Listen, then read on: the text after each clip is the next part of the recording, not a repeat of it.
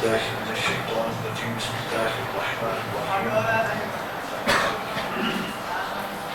قد جاءكم رسول من انفسكم عزيز عليه ما عنتم حريص عليكم. اگر کوئی بھائی بہن سے محبت کرتا ہے پیچھے کوئی نہ کوئی غرض ہوتی ہے. اگر کوئی پڑوسی سے محبت کرتا ہے پیچھے اس کی کوئی نہ کوئی غرض ہوتی ہے. اگر کوئی دوست سے محبت کرتا ہے پیچھے اس کے کوئی نہ کوئی غرض ضرور ہوتی ہے. لیکن اگر باریکی کے ساتھ دیکھا جائے دنیا کے اندر ایک رشتہ ایسا ہے جو بغیر کسی غرض کے کھڑا ہے اور وہ رشتہ میرے آقا کا اپنی امت کے ساتھ ہے. میرے آقا کا اپنی امت کے ساتھ ہے. گرامی حضرات، سرکار دو عالم صلی اللہ علیہ وسلم آپ کو اپنی امت سے اس قدر محبت ہے، اس قدر پیار ہے کہ پہلے دن سے لے کر ظاہری طور پر حضور کا جو آخری دن تھا، اگر دیکھا جائے تو ہمیں ایک چیز کامن نظر آتی ہے اور وہ یہ ہے کہ سرکار دو عالم صلی اللہ علیہ وسلم آپ نے اپنی حیات طیبہ میں کسی بھی مقام پر اپنی امت کو بلایا نہیں.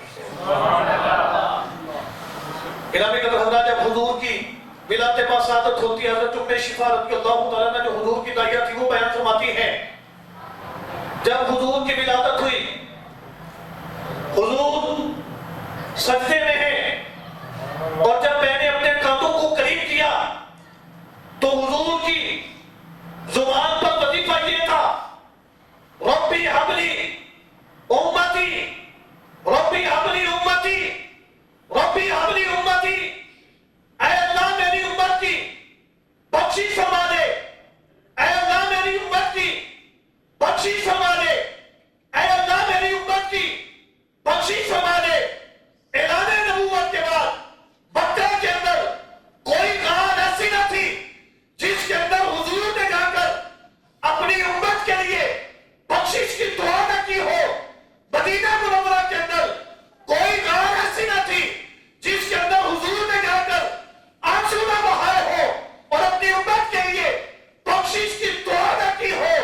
گرامی حضرات، جناب سیدنا حضرت علی المرتضیٰ مشکل کشا شیر خدا رضی اللہ تعالیٰ ہو آپ ارشاد فرماتے ہیں جب حضور کا وصال ہوا اور حضور کو قبر میں اتارا جا رہا تھا، میں نے جب حضور کو قبر میں اتارا اور اپنے آپ کے چہرے سے آپ کے کفن کو ہٹا کر آخری دیدار کیا تو آپ فرماتے ہیں اس وقت بھی لب مبارک جنبش فرما رہے تھے.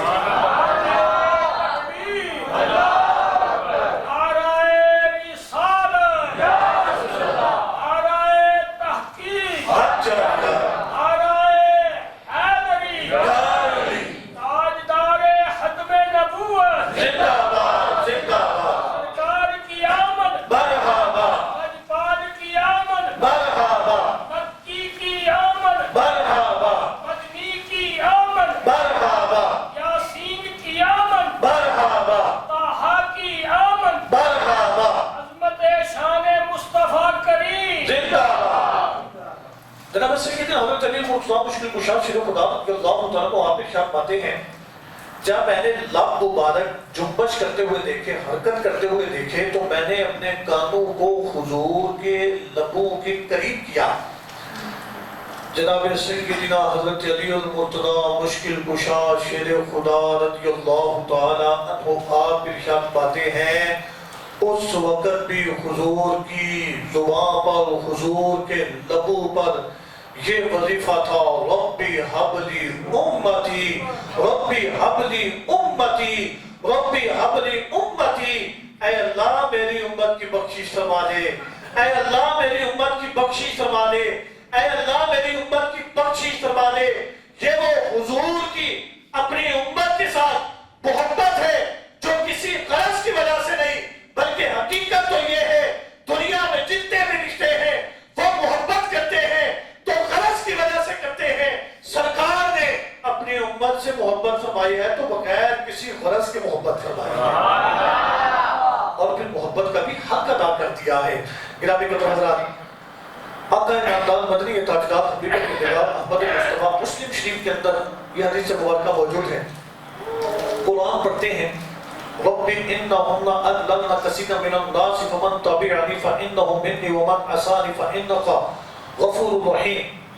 جناب سیدنا حضرت ابراہیم علیہ السلام کا قول مبارک کہ یا اللہ ان انسانوں کو پتھر کے بتوں نے گمراہ کر دیا، لیکن یا اللہ جو ان میں سے متقی ہیں، پرہیزگار ہیں، وہ میرے ہیں، اور جو گناہگار ہیں وہ تیرے ہیں. جناب سیدنا حضرت عیسیٰ روح اللہ کا قول مبارک وَإِن تُعَذِّبْهُمْ فَإِنَّهُمْ عِبَادُكَ کہ یا اللہ اگر تو ان کو عذاب دے یہ تیرے بندے ہیں، تو جانے تیرا کام جانے. میرے اور آپ کے نبی ان دونوں آیات کو پڑھتے ہیں اور ساتھ ساتھ آنسو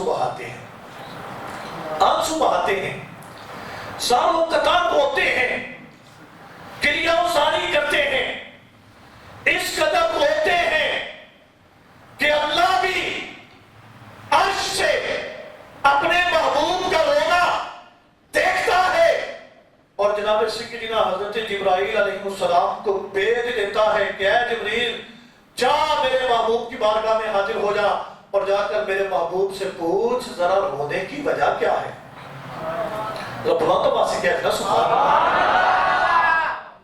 بلند آواز سے کہتے ہیں سبحان اللہ، خوش ہو کے کہتے ہیں جا اے جبریل میرے محبوب سے پوچھ. کسی نے کہا کہ وہ جی اللہ کو پوچھنے کی کیا ضرورت. میں نے کہا کچھ محبت کے انداز ہوتے ہیں، کچھ محبت کے طور طریقے ہوتے ہیں. اللہ کو پتا سب کچھ ہے کہ میرے محبوب کے رونے کی وجہ کیا ہے، لیکن پھر بھی وہ جبریل کو بھیجتا ہے اے جبریل جا کے میرے محبوب سے پوچھ رونے کی وجہ کیا ہے. جبریل آتے ہیں، آپ کی عرض کرتے ہیں یا رسول اللہ آپ کا رب آپ کے بارے آپ سے پوچھ رہا ہے کہ رونے کی وجہ کیا ہے. قریب آقا جناب محمد مصطفیٰ صلی اللہ علیہ وسلم آپ ارشاد فرماتے ہیں جبریل جس نے تجھے بھیجا ہے اس سے زیادہ پتا ہے کہ رونے کی وجہ کیا ہے. جناب سیدنا حضرت جبریل واپس آتے ہیں، پھر واپس تشریف لاتے ہیں تو آپ کے عرض کرتے ہیں سونیا تسی جس مقصد کے واسطے پہ روندے ہو اللہ نو اس مقصد کا پتہ لگ گیا وے. اللہ نے مینوں تواڈے کول بھیجیا وے، پیغام دے کے بھیجیا وے. سانو دی کا فی امتی کا، آپ کو امت کا خیال ہے، آپ کو امت کا غم ہے، آپ کا رونا اپنے لیے نہیں امت کے لیے ہے، آپ کو امت کے ساتھ پیار ہے. آپ کے رب نے پیغام بھیجا ہے کہ میرے محبوب پریشان ہونے کی ضرورت نہیں، اگر آپ کو غم امت لاحق ہے تو ہم اعلان کر رہے ہیں اِنَّا سَنُرْضِيكَ فِي أُمَّتِكَ، کل قیامت کے دن ہم آپ کو آپ کی امت کے بارے میں راضی کر دیں گے. نبی کے حضرات حضور روئے، ہمارا کام بن گیا، ہمارا کام بن گیا. حضور روئے، ہمارا کام بن گیا. اللہ کیا جہنم اب بھی نہ سرد ہوگا، اللہ کیا جہنم اب بھی نہ سرد ہوگا. رو رو کے مصطفیٰ نے دریا بہا دیے ہیں.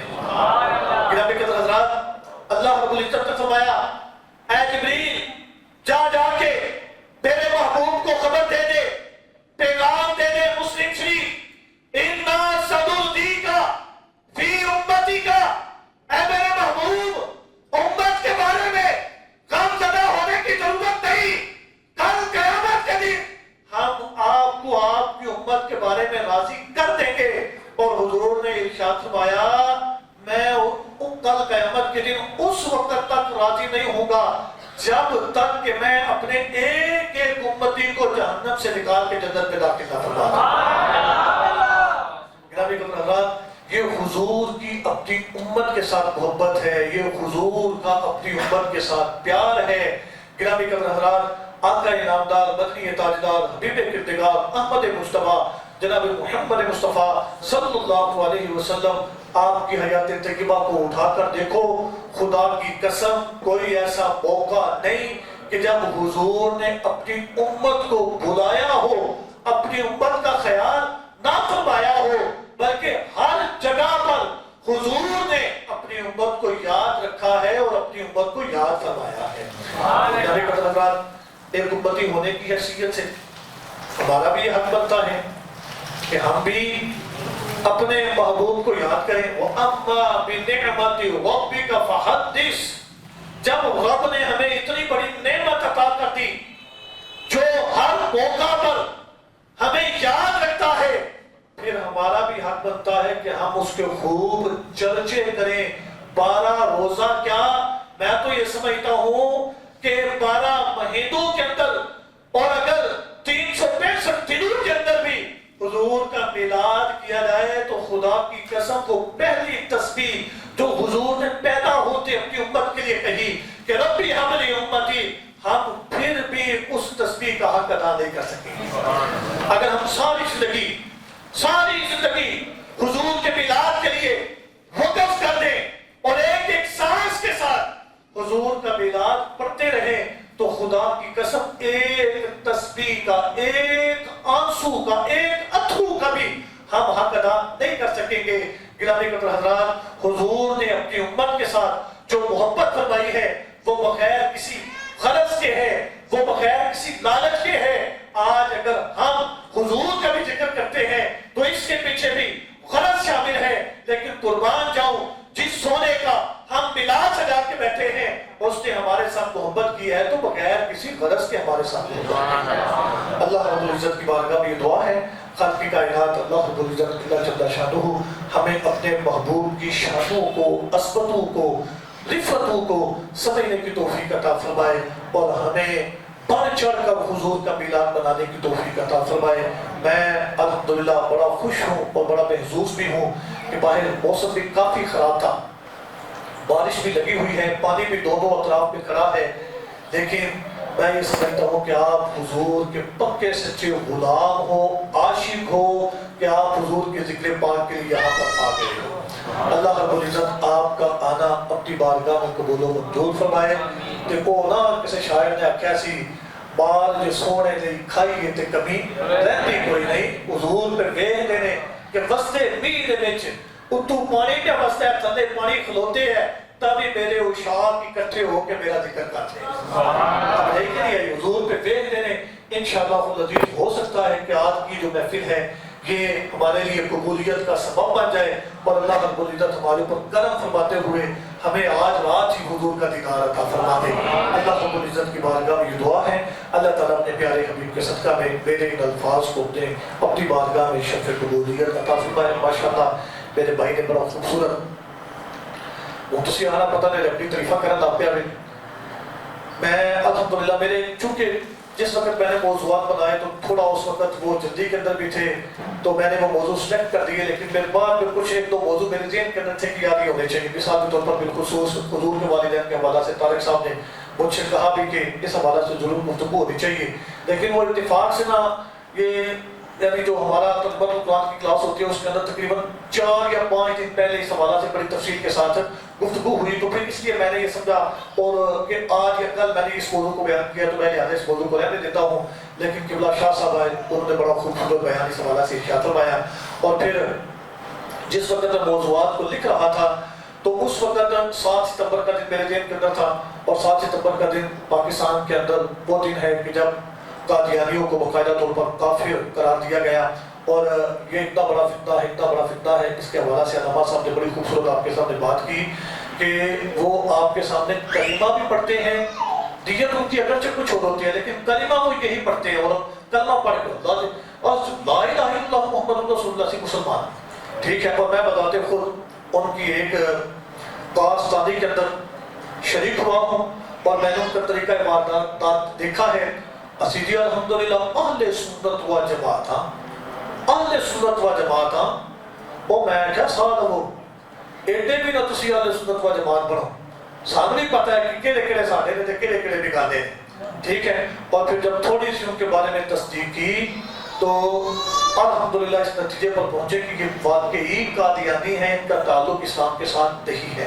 تو یہ بڑا انبھت سا فتنہ ہے اور بڑا یہ ہارڈ فتنہ ہے، اور اس کی بڑی کارستانیاں ہیں ملک پاکستان کے اندر. اور بڑے جو ہمارے ملک پاکستان کی کلیدی عہدے ہیں ان کے اوپر یہ لوگ فائز ہیں، بیٹھے ہوئے ہیں اور پروٹوکول بھی انجوائے کر رہے ہیں. اور وہ ملک جو کہ اسلامی جمہوریہ پاکستان اسلام کے نام پر حاصل کیا گیا ہے اس ملک کی جڑوں کو بھی کھوکھلا کرنے کی لوگ کوشش کر رہے ہیں. تو بہرحال قبلہ علامہ صاحب نے میں نے پہلے عرض کیا کہ میرا ارادہ یہ تھا کہ میں اس حوالہ سے بھی ایک موضوع رکھوں، لیکن وہ نا ربیع الاول شریف کے حوالہ سے شکوک و شبہات ہے کہ کب شروع ہوگا. تو پھر میں نے یہ مناسب سمجھا کہ چلو ٹھیک ہے، یہ 12 ربیع الاول کے بعد آ جائے گا، تو پھر ایک آدھا دن انشاءاللہ اس پر مزید تفصیل کے ساتھ گفتگو ہو جائے گی.